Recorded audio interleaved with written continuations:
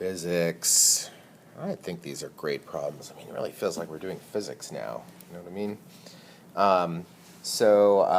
Here we go. Number 73. A tin of antioxidants. What? Which has a mass of 1 kilogram on a frictionless inclined surface. So this is this wacky looking picture here. I guess we don't know this angle. Got a pulley here. This is M1. This has a mass of 1 kilogram. And the hanging one has a mass of 2 kilograms. I guess their joke here is antioxidants, which are supposed to help you help your body deal with bad stuff, and then corned beef, which probably is bad stuff. So it's like a battle between good and evil, basically.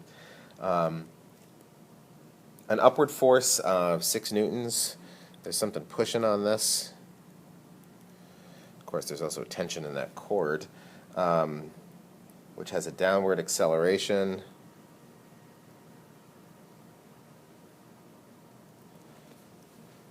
That way, so acceleration that way. What's the tension in the connecting cord, and what's the angle? Okay, so let's see what we can do here. Immediately before you're like, oh geez, I don't know what to do here. Well, of course you know what to do. You make force diagrams. And there's 2 objects, so make 2.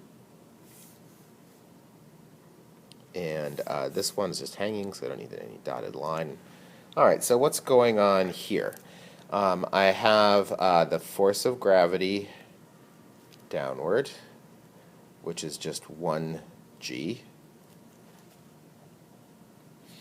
And everything else is going to be lined up with these axes, parallel perpendicular along these. So what do I have? The first thing I want to do is break up my gravitational force into its sine and cosine components. This one straight down, this one here. The normal force will balance that out, and then this here is going to be g sine, not theta, what do they call it? Beta. G sine beta. This is g cosine beta, but I don't think I need that, so I'm not going to label it right now. And then I have tension here, which can only do one thing. It can only pull in that direction. And there's no friction or applied force or anything else, so that is it. And while we are at it, I'm going to write sum of all forces acting on mass 1 is equal to mass 1 times acceleration. This is Newton's second law. And, well, what is the sum of all forces? What's the winners minus losers situation here? These balance each other out, but in the interesting direction, I have this and this on the same team pointing in the direction of motion, so those are winning together. I've got g sine beta plus t is equal to mass 1 times acceleration. I'll fill in some stuff, some numbers in a minute, but I like to have that version of the equation first. All right, so how about the hanging block? Well, you're going to have the force of gravity, of course, which is 2g on that one. It's mass times g. And we have this mysterious upward force, some applied force. Call that force applied. Did they give it a name? They just called it F, whatever, which is 6 newtons. But of course there's the tension also, and that can only do but one thing. So there's that tension, and pull upward. And this is the winning direction. It's accelerating downward. So the sum of all forces on block 2 is equal to the mass of 2 times its acceleration. And this is the winning direction. accelerating down, and then these are both losing, so minus t minus 6. I guess I should have said, to be consistent with this, not plugging numbers in yet. Should have done that. Is equal to m2 times the acceleration. All right. We could either plug things in now, or we can add these two equations together. Like always, the tensions are going to cancel each other out. So let's go ahead and do adding these two together. G sine beta plus t minus t plus 2g minus the applied force is equal to m1 plus m2 times a. So looks like we can go ahead and plug everything in now. So I've got 9.8 times the sine of beta plus 19.6 minus 6 is equal to 3 times 5.5. So first thing we can do is solve for that beta. And I got a calculator. There it is. Calculator around here somewhere. So let's see. I've got 3 times 5.5, that's 16.5, and this minus 13.6 divided by 9.8, and it's going to hit my mode button, make sure I'm in degree mode. I am, and I'm going to do the sine inverse of that answer, which is, I got 17.2 degrees. Quick check here. Yep. Oh, that's the answer for part B. They did, what's the other thing? Find the tension. So they did that, the tension, well, I don't know if they did it first. They're reporting that answer first. So once we know that, we can just go ahead and plug that into either one of the equations. I guess I don't even need it in this equation, do I? Oh, that's probably why they found the tension first. You don't even have to add them together. So nothing wrong with what we did here, but you could have just found the tension from this equation, which would be, the tension would be, let's see, 2g 19.6. I'm imagining that tension moved over to this side. Minus 6, and then plus the m2, which is 2 times a. That's 24 point, no, that's not right, hold on. Oh, I should have subtracted that, sorry. 19.6 minus 6 minus 11 is 2.6 newtons. And if you ever have a situation where it suits you better to do the parts not in the recommended or suggested order, then that's fine. All right, 74. I think if you were going to place any bets, you'd have to bet that there's got to be a problem, like kinda, sorta, something like that coming up on the test. That is a real important kind of problem. That one was a little weird that we didn't know the angle, and there were other things given that we were given the acceleration, but whatever. I mean, it's the setup is the same, and go with what you know. The only two forces acting on a body have magnitudes 20 newtons and 35 newtons, and directions that differ by 80 degrees. It doesn't say anything else about the directions, so I'm just going to go ahead and orient one of the forces along the x-axis. Let's say that's the one that's 20 newtons, and this is the one that's 35 newtons, and that's 80 degrees. And it says that the resulting acceleration has a magnitude of 20 meters per second squared. What's the mass of the body? Well, it's just making sure that we still know how to do vector stuff, right? So orienting it like this makes it easy to add them together, or easier. If I call this F1 and this F2, then F1 is equal to 20I plus 0J newtons, and F2 is equal to 35 cosine 80, 35 cosine 80 plus 35 sine 80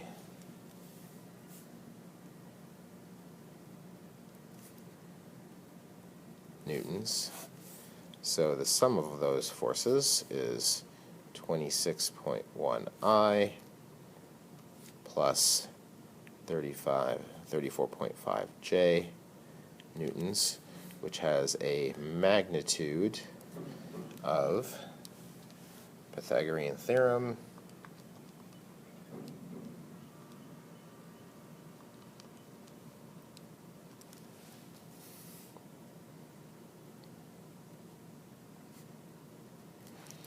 it's got a magnitude of 43.3 newtons. I think we could find the direction, but I don't think we need to. So, because now, here, just dealing with the magnitudes, 43.3 newtons is equal to, I don't know what the mass is, but the acceleration is 20 meters per second squared. So the mass is 2.16 kilograms. That's all.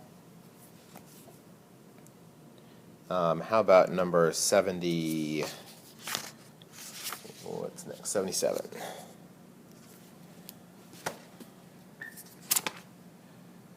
A worker drags a crate across a factory floor by pulling on a rope tied to the crate.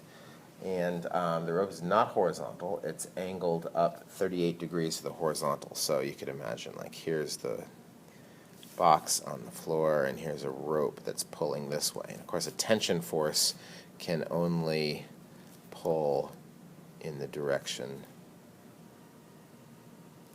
of the rope, string, chain, whatever it is. So the worker exerts a force of magnitude 450, like force of pull or something, and the floor exerts a horizontal force of magnitude small f. This is the frictional force. There's a friction force this way. And likewise, the friction force cannot have any angle to it because it can only be in the direction of the floor. And friction always exactly opposes the direction of motion. Fun fact, more about friction in the next chapter. 125 newtons there.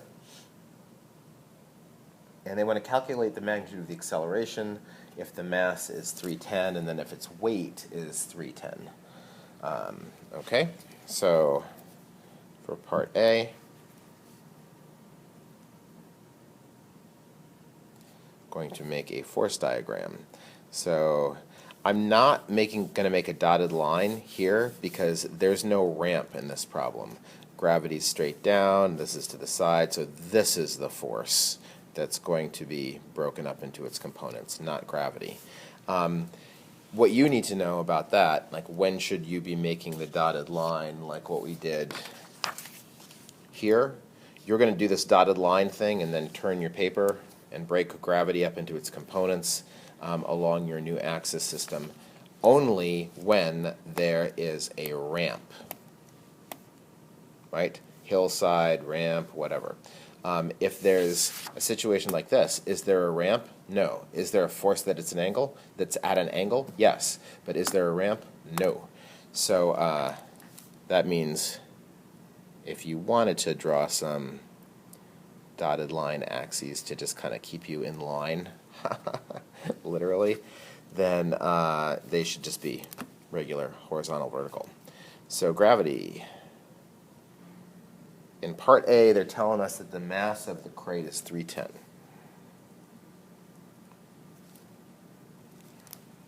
So the force of gravity is 310 G.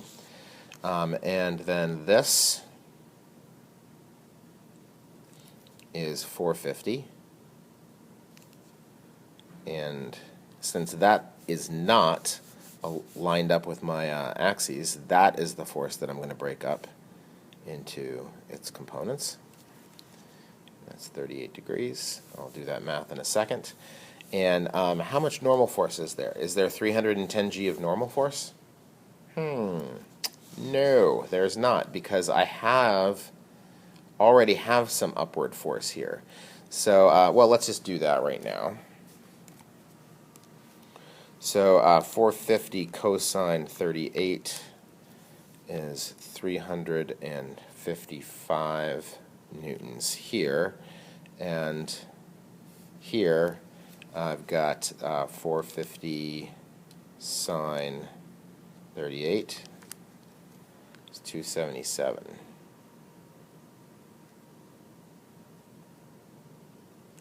$277 newtons. I'm also, while I'm at it, what's 310 times 9.8? That's, let's see, if I'm doing 3 sig figs, I'm going to call that 3040. Try to call it that. I'm going to try to write that number down. All right. That's 3040. So how much normal force is there? Well, the normal force will balance out. It will be as strong as it needs to be to prevent this, what is this, a crate?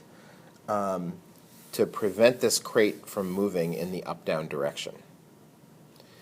If you're wondering to yourself, how is this normal force so smart and so cognizant of how strong it needs to be? Well, it's not. The floor just supports as much as it needs to until it can't.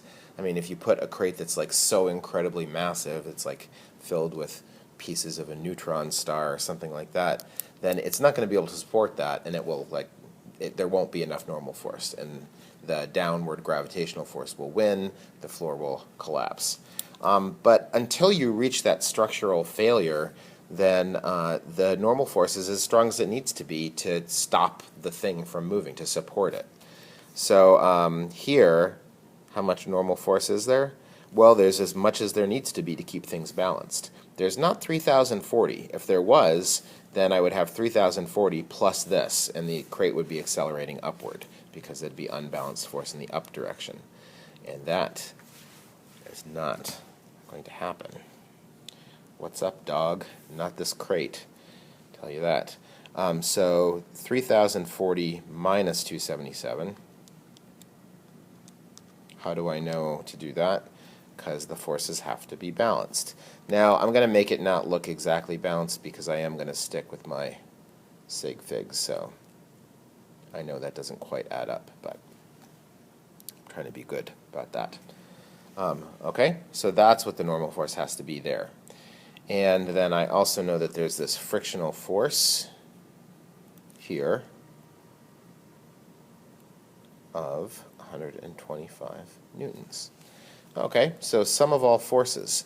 Now this, in the up-down direction, everything balanced out. It had to, because we know there's no motion in that up-down direction. So I'm talking about the sum of all forces in the x direction, because, not that it really matters, sum of all forces in the y direction is 0. There's no motion in that direction. So finding that exactly, we didn't actually have to use this, but I think it's really important for us to understand what's going on there. And also, when we learn a little bit more about friction in the next chapter, this will be very important. Okay, so sum of all forces, winner, loser. So I've got 355 newtons minus 125 newtons. I think I can probably do that without a calculator. That's 230 newtons. And what are we supposed to find? What's the acceleration? So sum of all forces is equal to mass times acceleration. So 230 newtons is equal to the mass, 310, times the acceleration.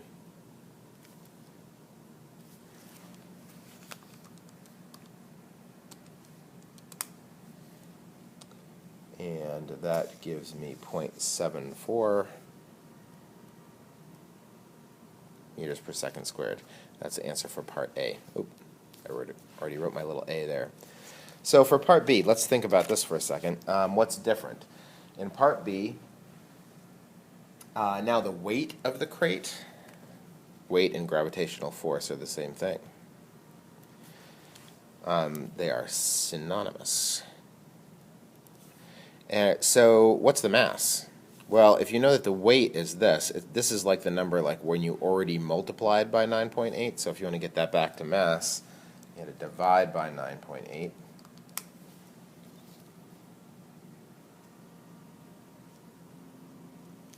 .6 kilograms. So how is that going to change our diagram? I could make a brand new diagram, and now, of course, the weight, this would be 310 right here.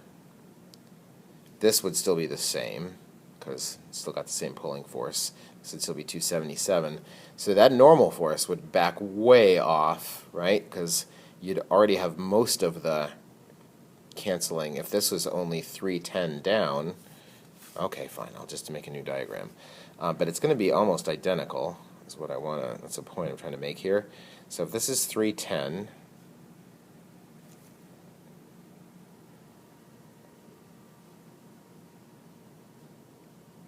and this is still 277, then the normal force only has to be a wee bit of, let's see, what is that, 33 newtons to get to the 310 total in the down direction. So obviously not drawn to scale here. Apologies. The frictional force, they just told us what that is, so it's 125 newtons still, and this is still 355. So like nothing actually changed here.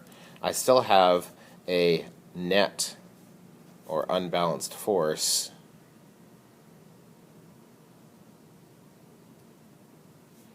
of 230 newtons. It's just that the mass is now 31.6 kilograms times the acceleration. So that's the only difference. So 230 this time divided by 31.6 is about 7.3 meters per second squared. And then, since that was the only difference, not surprisingly, these two numbers are just different. You know what you get if you multiply this by 9.8? You get that. So they were only different by that dividing here by 9.8. That's a good problem there to understand how to do that. And more of that coming in the next chapter. Funny to think about the fact that the person who chooses the problems you should do from the book is also the person who chooses the problems that are going to be on the test. So in figure 564, we've got this funky situation here, and a couple of blocks, and pulley, and a pulling force. So what do we know? We know that this force is 12 newtons, and this box is 1 kilogram, and the angle here is 37 degrees. Mass 1 is 3 kilograms. One plane player frictionless, masses of the so what's the tension? All right, so that's pretty routine. Seems an awful lot like this, doesn't it? Jeez, whoever is picking these problems really likes these, huh? I didn't leave myself too much room. Let's see if we can do it neatly here. So what do I need to do? I need to make the force diagrams for these. So this, no angle, no dotted line on an angle necessary. I will need it for this because it's on a ramp. Here I have the force of gravity, 3g, and I would have a supporting force normale here, which would also be equal to 3g. Not that that really matters for us here, but it would be. And then a tension force here. There's nothing else going on. If there was friction, it would be in this direction, in the losing direction, but there isn't. And that's all we got there. So sum of all forces on that mass 1 times acceleration. So that's just the tension force, because these cancel out. That's no motion in that direction. So just tension equal to m1a. We'll leave that for now. Okay, so here I'm going to make my dotted line, and then I'm going to make my dot that represents the box. Then I'm going to drop gravity straight down. That would be equal to 1g. Okay, then everything else that happens is going to happen after the tilt. Drop my other axis down. Then, do you notice that I always do these things in the same order? Seems like a good idea. So that's where my 37 degree angle is. So here, let me finish putting the forces in here. Normal force there. That's going to be balancing that. There's no motion in this direction. This is going to be g sine 37. And I have the rope cord, whatever it is, attached to it here. That's my tension force. And I have this, I guess I could call that force of pull or applied force, whatever you want to call that. And that's 12 newtons, because they said it is. All right, I think we're good. I'm going to write the equation for this. Sum of all forces on block 2. All right, so what do we have here? Nothing happening in this direction, just balance. And then they are accelerating up the ramp. So that means that this is winning versus these. The up the ramp direction is winning. In that direction I have the force of that pull minus the tension force and minus g sine 37.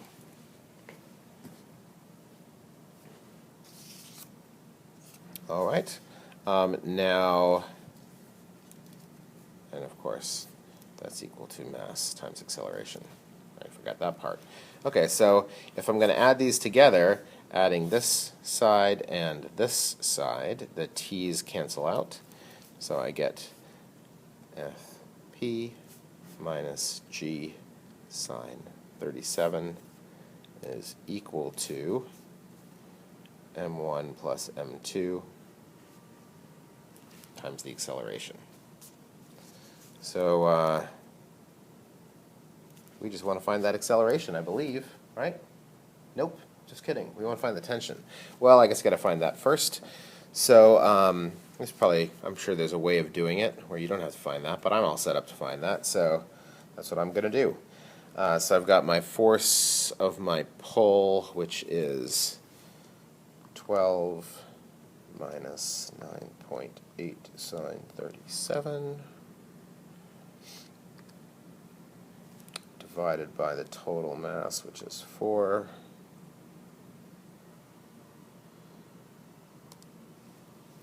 It's about 1.53 meters per second squared. You can go back to either one of your equations to find the tension, but that sure is an easy one there, isn't it? So that's mass 1 times that. That's about 4.58 newtons. And just made it in under the half-hour mark. Oh, like the Domino's. I don't have to give you a free pizza.